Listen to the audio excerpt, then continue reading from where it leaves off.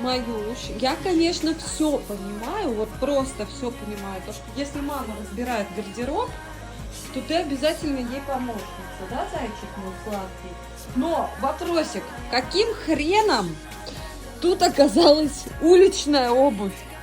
Кроссовок просто. Это намек на то, что нам надо идти гулять? Вот это вот как понять?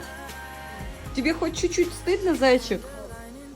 Я тебя, конечно, ругать не буду, потому что это твоя фишка. Но можно было взять и тапочек.